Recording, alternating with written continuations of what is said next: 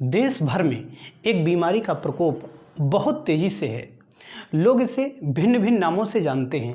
कुछ लोग इसे पिंक आई अर्थात गुलाबी आँखों के नाम से जानते हैं। कुछ लोग इसे आँख का आना कहते हैं। इसे वायरल कंजक्टिवाइटिस के नाम से भी जाना जाता है। कुल मिलाकर इसे आई फ्लू कहते हैं। आखिर आई फ्लू फैलने के कारण क्या है, इसके लक्षण क्या हैं और इसके उपचार क्या हो सकते हैं।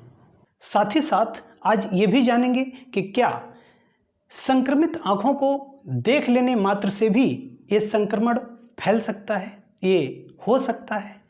क्या चंद्रयान 3 5G रेडिएशन की वजह से ये संक्रमण फैल रहा है, इस पर भी हम बात करेंगे।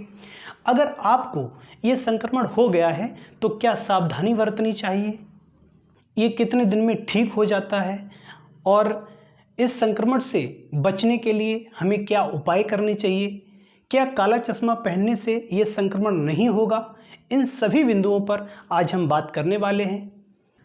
तो नमस्कार दोस्तों, आप सभी साथियों का आपके अपने YouTube channel UPSC Hindi with Veer CBR में स्वागत है।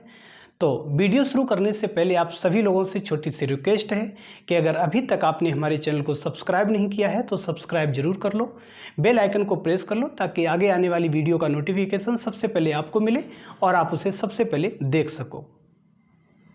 आई फ्लू के फैलने के कारण क्या हैं, इसको जानने से पहले हम ये जान लेते हैं कि आखिर आई फ्लू के लक्षण क्या होते हैं।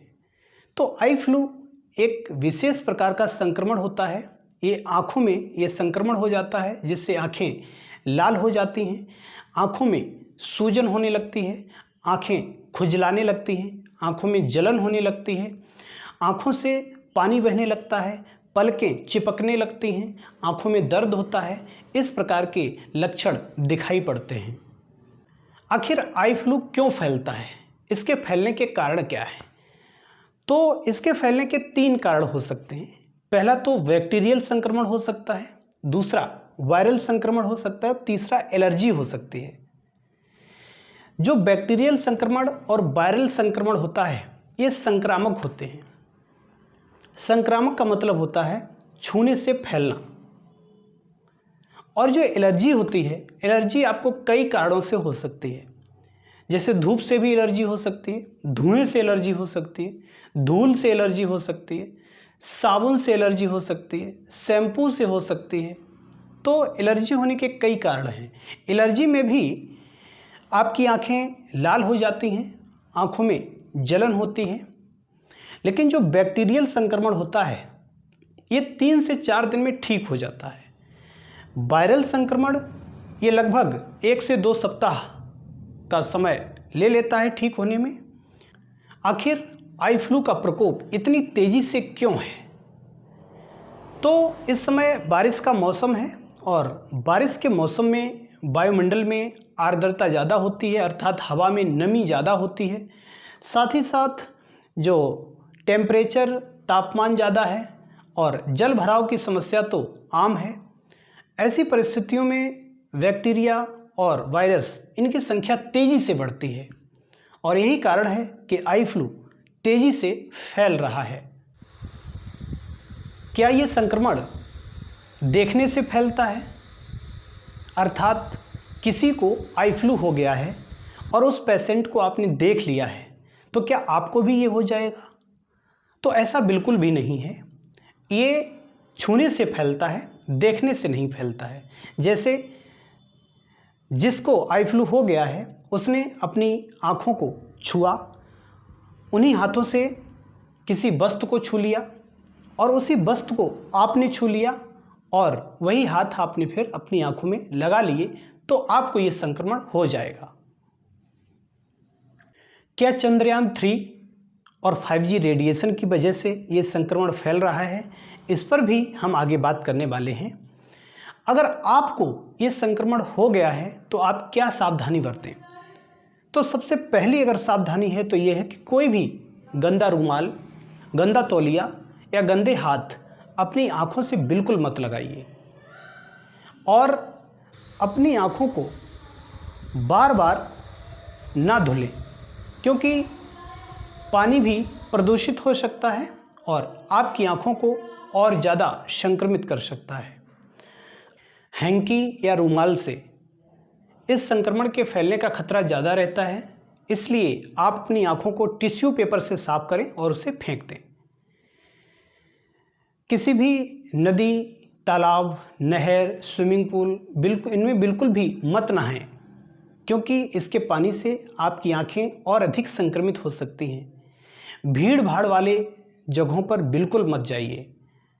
और अगर आपके घर में बच्चे हैं तो आपको बहुत ज़्यादा सावधानी बरतनी चाहिए, क्योंकि ये बच्चों के माध्यम से बहुत तेज़ी से फैलता है। क्योंकि बच्चे बहुत ज़्यादा क्लोज कांटेक्ट में रहते हैं, वो इतनी सावधानी नहीं बरत पाते हैं, इसलिए बच्चों के मामले में ये बहुत ही सावधानी बरतने की आपको आवश्यकता है। अगर बच्चे को ये हो गया है तो उसे स्कूल बिल्कुल मत भेजें। स्कूल प्रशासन को भी ये कोशिश करनी चाहिए कि अगर किसी बच्चे को आई फ्लू हो गया है तो उसे घर पर ही रहने दें, क्योंकि उस बच्चे के स्कूल आने से और भी बच्चे संक्रमित हो सकते हैं। कोशिश करें काला चश्मा पहने। अगर काला चश्मा नहीं है तो कोई भी चश्मा आप पहन सकते हैं। काला चश्मा पहनने की सलाह क्यों दी जाती है? क्या इससे संक्रमण ठीक हो जाएगा या इससे संक्रमण नहीं होगा? तो काला चश्मा पहनने की जो सलाह दी जाती है वो इसलिए दी जाती है कि अगर आपका बाई चांस अचानक से आपका मन करता है आंखें छूने का, तो आप आंखों को न छू सकें, और जब आप आंखों को नहीं छू सकेंगे तो ये संक्रमण दूसरों को भी फैलने का इसका खतरा कम हो जाता है। दूसरी चीज़ ये है कि संक्रमित आंखों में बहुत ज़्यादा चौंध लगती है, धूप में आंखें खुलती नहीं हैं।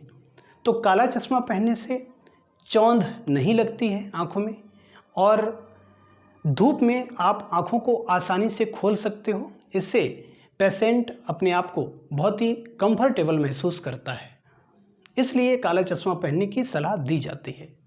इसका ट्रीटमेंट, इसका इलाज क्या हो सकता है? तो इस बीमारी से बिल्कुल भी घबराने की ज़रूरत नहीं है। ये बीमारी 8 से 10 दिन में स्वतः ठीक हो जाती है। आप डॉक्टर से सलाह ले सकते हैं और डॉक्टर इसमें संक्रमण की स्टेज के आधार पर दवाइयाँ देते हैं। इसमें कई तरह के ड्रॉप आते हैं। लुब्रिकेटेड ड्रॉप आता है, एंटीबायोटिक ड्रॉप आता है, एक्सट्रेंजेंट ड्रॉप आता है।